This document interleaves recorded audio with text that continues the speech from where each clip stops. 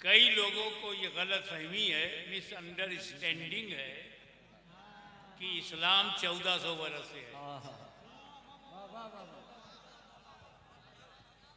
कितनी fake knowledge है।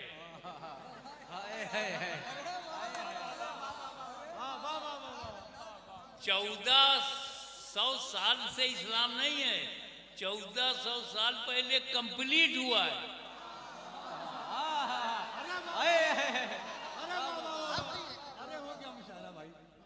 1400 साल पहले स्टार्ट नहीं हुआ इस्लाम, कंप्लीट हुआ है।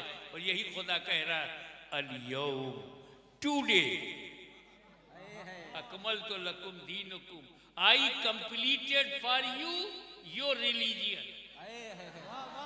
टुडे आई कंप्लीटेड, मदीने में कंप्लीट हुआ है।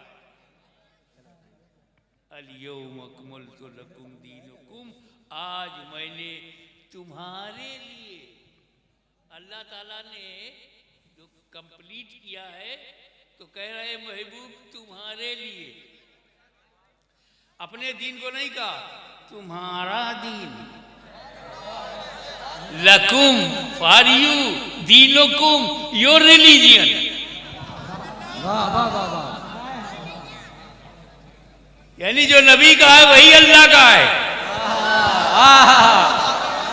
दीने रसूल ही दीनुल्लाह है।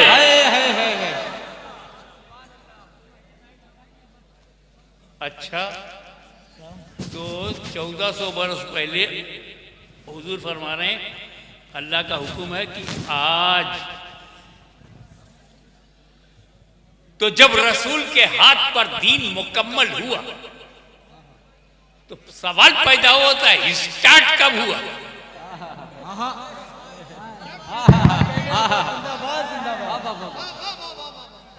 तो शॉर्ट में बताऊं, जब से आदम है तब से इस्लाम है। नारे तकबीर, नारे रिसालत, हुजूर गाज़ी मिल्लत, नारे तकबीर, नारे रिसालत। आदम से पहले कोई इंसान नहीं, आदम से पहले कोई आदमी नहीं, आदम से पहले कोई बशर नहीं, तो आदम से पहले कोई रिलीजियन नहीं। आदम ही का रिलीजियन ओल्डेस्ट, आदम ही का रिलीजियन प्राचीन, आदम ही का रिलीजियन सनातन। अब बता, आदम किसके घर में है?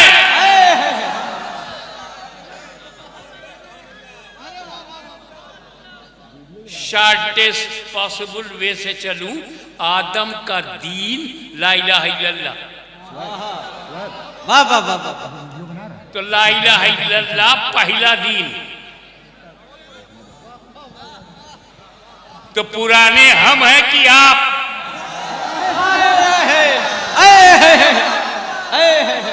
वाह वाह वाह वाह वाह वाह, जिंदाबाद जिंदाबाद। आपने नाम रखा है, हम हकीकत में हैं। अरे वाह वाह वाह। अब आओ, अब आओ। ला इलाहा इल्लल्लाह आदम का दीन है, ला इलाहा इल्लल्लाह शीश का दीन है, ला इलाहा इल्लल्लाह नूह का दीन है, ला इलाहा इल्लल्लाह मूसा का दीन है, ला इलाहा इल्लल्लाह ईसा का दीन है, ला इलाहा इल्लल्लाह मेरे नबी का दीन है। अब जब ला इलाहा इल्लल्लाह मानने वाला है तो आदम के घर में है। जो ला इलाहा इल्लल्लाह कहेगा वो आदम के घर में है, जो नहीं मानेगा वो बाहर हुआ। अब बताओ, ना मानने वाले जब बाहर हैं तो वापसी किसकी होनी चाहिए? नारे तकबीर, नारे रिसालत, नारे रिसालत, नारे हैदरी, नारे हैदरी। जैसी कहोगे सुनना पड़ेगा, क्योंकि अली की औलाद जिंदा है।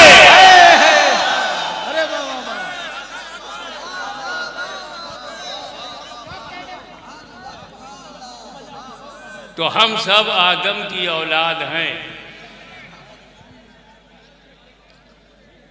मगर आदम के ज़माने का जो रिलीजियन का मॉडल था बहुत छोटा था। ओनली ला इलाहा इल्लल्लाह, आदम सफ़ीउल्लाह, फिनिश। क्योंकि जितने बच्चे पैदा हुए सब भाई बहन थे, कितना उनके लिए रूल होता, उसूल होता, कितना संविधान होता, कितना विधान होता। मगर जैसे जैसे नस्ल बढ़ी, शीश अलैहिस्सलाम आए, नूह अलैहिस्सलाम आए तो और डेवलपमेंट हुआ। मूसा अलैहिस्सलाम के सामने के जमाने में तो जादू फैल गया, नॉलेज फैल गई, ब्लैक मैजिक।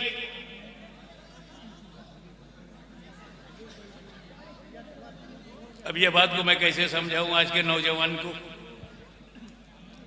एक मिसाल मैं अक्सर देता हूं, यहां भी दे रहा हूं। 25-30 साल पहले जो पहली बार इंडिया में मोबाइल आया, तो बंबई में एक मेरा मुरीद था, उसके पास मोबाइल था। कहा हजरत जानते ये क्या है? हमने कहा बताओ। का कार में बैठ के बतिया लीजिए, सड़क पर चलते चलते बात कर लीजिए।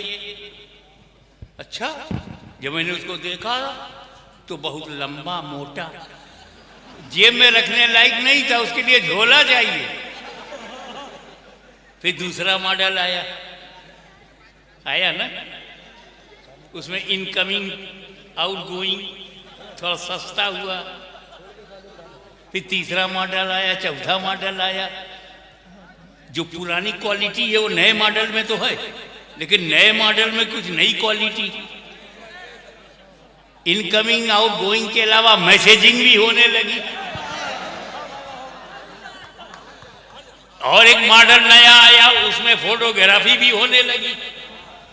फिर और एक मॉडल आया, उसके अंदर फोटो खींचो सेंड भी कर दो।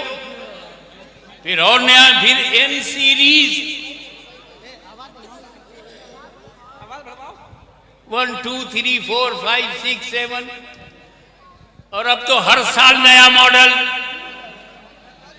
तो मेरे बच्चों, तुम लेटेस्ट मॉडल क्यों खरीदते हो? Why are you interested to purchase latest model? पुराना मॉडल क्यों नहीं लेते?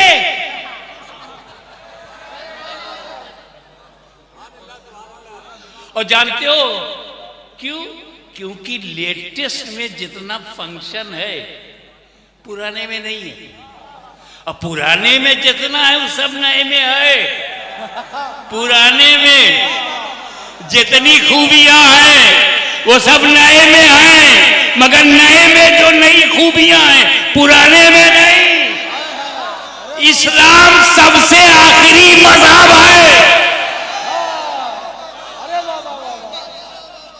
आखिरी क्यों कह रहा हूं? जिस मॉडल के बाद कोई मॉडल ना आए वो लेटेस्ट। जब नया आ जाए तो नया वाला लेटेस्ट, वो पुराना।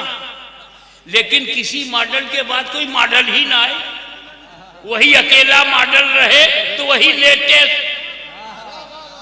तो कुरान के बाद कोई किताब नहीं आई, कुरान लेटेस्ट। नबी के बाद कोई नबी नहीं आया, नबी लेटेस्ट। इस्लाम के बाद कोई मज़हब नहीं, इस्लाम लेटेस्ट।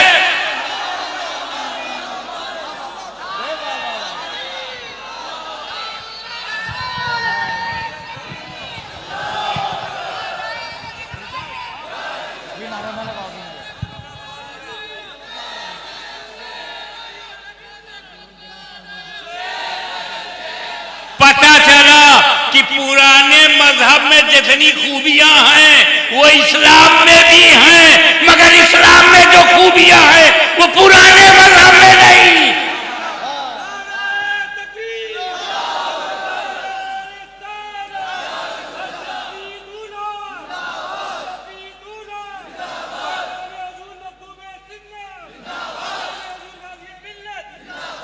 अब टर्निंग पॉइंट जो इस्लाम नबी ने मुकम्मल करके हमें दिया है वो इस्टेब्लिश्ड है 5 पिलर्स। 5 सुतून पर इस्लाम। Number 1 Towhid, oneness of Allah Almighty, तौहीद। नमाज, रोजा, हज, ज़कात, एक ईमान है, चारों इबादत है।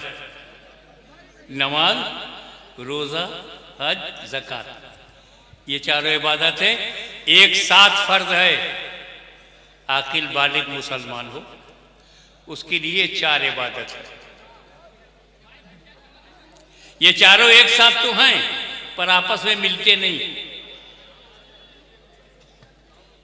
ये नमाज है, ये रोजा है, ऐसे खड़े तो हो जाते हैं, मिलते नहीं। ये नमाज है, ये ईमान है, मिलते हैं।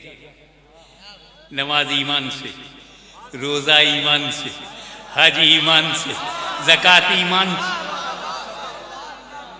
तो ईमान हो तब ना नमाज मिले।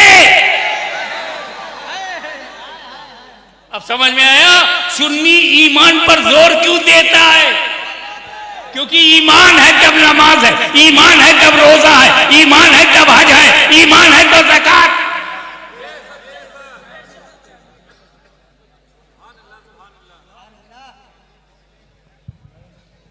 अब चारों इबादत पर नजर डालते हैं। हज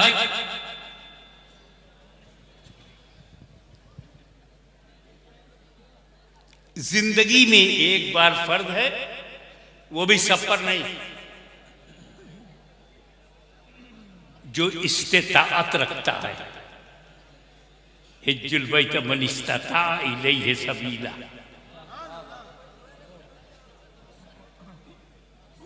दूसरा फर्ज है ज़कात, ये भी सब पर नहीं है। कितनी छूट है लाइफ में एक बार। ज़कात तुम साहिबे निसाब नहीं हो तो कुछ नहीं, लेके खाओ, तुम्हें देना नहीं।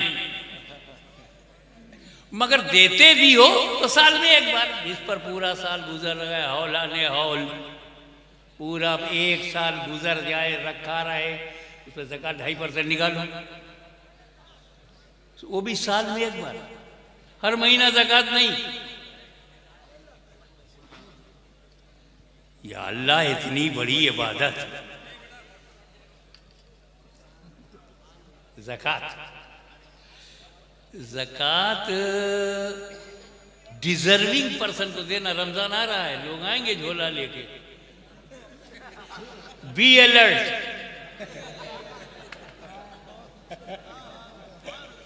डिजर्विंग पर्सन को देना, जो मुस्तहक है, गरीब, मुहताज। लेकिन अगर कोई सैयद गरीब है ना, उसको मत देना, हराम है।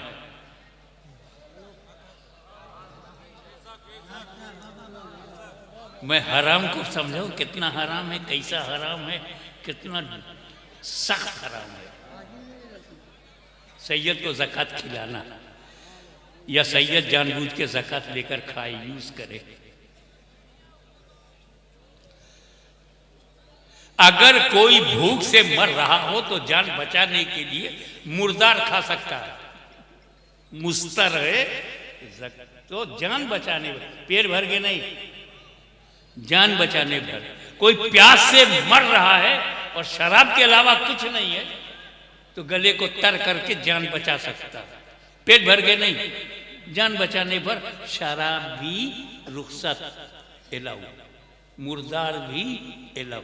पर अगर कोई सैयद भूख से मर रहा हो तब भी ज़कात हराम। मैं सोच पे पड़ गया, क्यों या रसूल अल्लाह, मुर्दार की रुखसत हो सकती है, ज़कात की सैयद के लिए नहीं हो सकती, जान बचाने के लिए। कासुर मुर्दार में इसलिए छूट मिल गई कि उसके सिवा वहां कुछ है नहीं, सिर्फ मुर्दार ही है जान बचाने के लिए, कोई हलाल चीज नहीं है वहां। और यहां तो 2.5% जो ज़कात दे रहा है तो 97.5 अपने पास रखे हुए।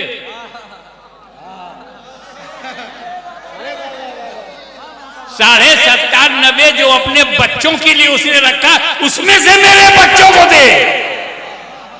ये 2.5% में क्यों दे रहा है? 97.5 से क्यों नहीं दे रहा?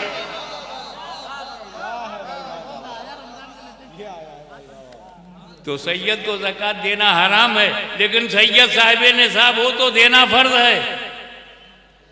सैयद मोहम्मद हाशमी पे साहिब निसाब होने की सूरत में ज़कात देना फर्ज है, ज़कात लेना हराम है। क्या कहते हो? सैयद मोहम्मद साहिब निसाब होने की सूरत में हाशमी पर ज़कात लेना